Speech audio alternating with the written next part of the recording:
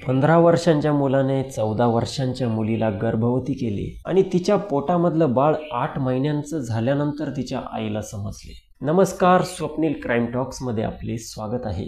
आजची सत्य घटना आहे पुणे खडकी. असं म्हणतात की पुणे तिथे काय उणे, पण आता असं म्हणायची वेळ आली आहे, पुणे तिथे सर्वच उणे.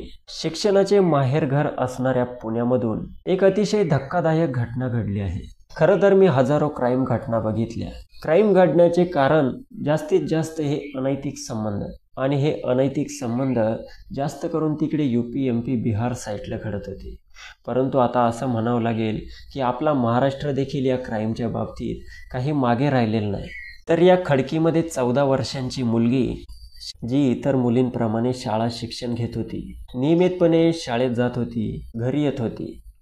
14 वर्षांचं वय म्हणजे फार जास्त काही नाही. खरं तर या मुलीचं वय 12 असतानाच 13 वर्षांच्या एका मुलासोबत हिची मैत्री झालेली होती. शक्यतो मुलामुलींच्या मैत्रीचे प्रमाण आजकाल खूप भयंकर वाढले आहे.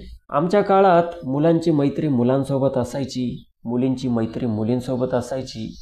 मुलगा आणि मुलगी हे क्रॉस कनेक्शन असायचे. मुलाचा आणि मुलीचा सहसा संबंध देखील येत नव्हता. परंतु आजकाल या अल्पवयीन मुलांच्या मुली देखील मैत्रिणी असतात, या आणि अल्पवयीन मुलींचे मित्र देखील असतात.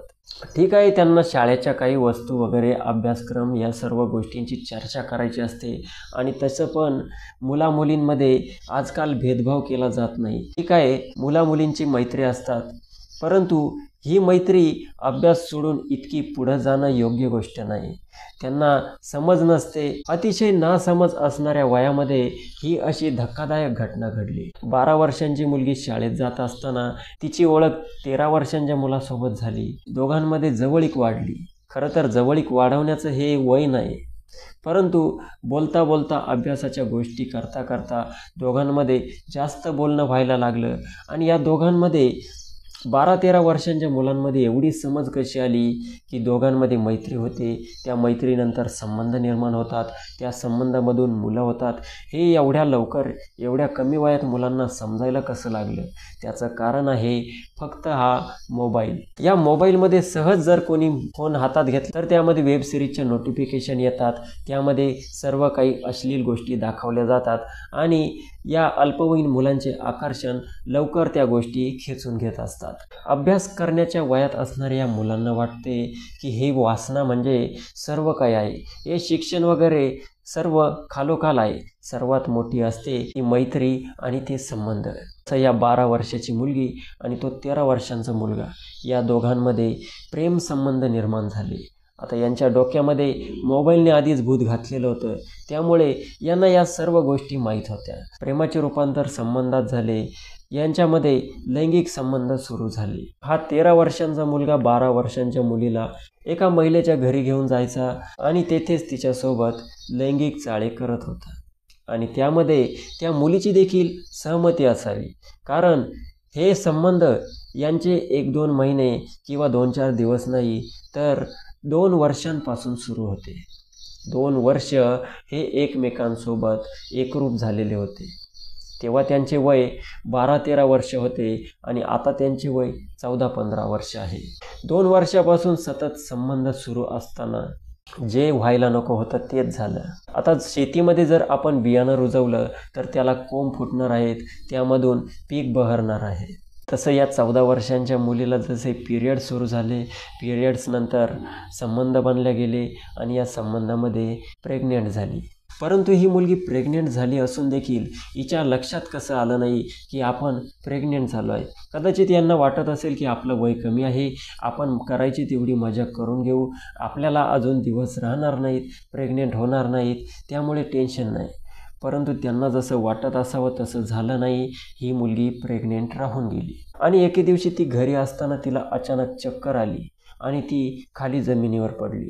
तिची आई पटकन तिच्याजवळ पळत गेली. त्या आईला समजले नाही की मुलीला नक्की काय झाले.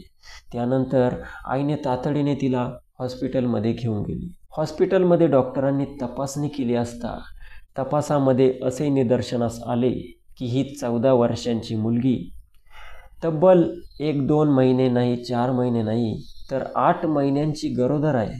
जेव्हा ही गोष्ट त्या आईला समजली तेव्हा तिने डोक्याला हात लावला, तिच्या पायाखालची जमीन सरकली. 14 वर्षांची मुलगी, शाळेत जाणारी मुलगी, 8 महिन्यांची गरोदर आहे. जेव्हा आईला हे समजलं तेव्हा आईने कसंबसं सावरलं त्या मुलीला, विचारलं की नक्की प्रकार काय आहे. तेव्हा त्या मुलीने सांगितलं की 2 वर्षांपासून माझं एका मुलासोबत ओळख आहे, मैत्री आहे आणि आमच्यामध्ये असं असं होत होतं आणि त्यामुळेच हे असं झालं. असं आईने हे सर्व ऐकलं आणि हा विषय आपल्या डोक्याबाहेरचा आहे असं समजून खडकी पोलीस स्टेशनमध्ये जाऊन त्या 15 वर्षाच्या मुलाविरुद्ध फिर्याद दाखल केली. पोलिसांनी जेव्हा या घटनेची सखोल चौकशी केली तेव्हा त्यांना समजले की ही फिर्याद दिली ही अतिशय सत्य आहे. या मुलामुलींचे अगदी 12-13 वय असतानापासून मैत्री होती. मैत्रीचे रूपांतर प्रेमात झाले होते, प्रेमाचे रूपांतर शरीर संबंधात झाले होते. तो मुलगा सतत एका महिलेच्या घरी घेऊन जात हिच्यासोबत संबंध ठेवत होता आणि त्यातूनच ही मुलगी प्रेग्नेंट झाली आणि तिच्या पोटामध्ये आता 8 महिन्यांचं बाळ वाढत आहे. तक्रारीवरून पोलिसांनी त्या 15 वर्षांच्या मुलाविरुद्ध पोक्सो अंतर्गत गुन्हा दाखल केला असून पुढील कारवाई पोलीस लवकरच करतील. परंतु माझे वैयक्तिक असे मत आहे, 14 वर्षांची मुलगी 8 महिन्यांची प्रेग्नेंट होते तोपर्यंत तिच्या आईला समजत कसं नसेल की आपली मुलीचं पोट थोडंसं वाढलेलं दिसतं, आपल्या मुलीची लक्षणं काहीतरी वेगळे वाटतात.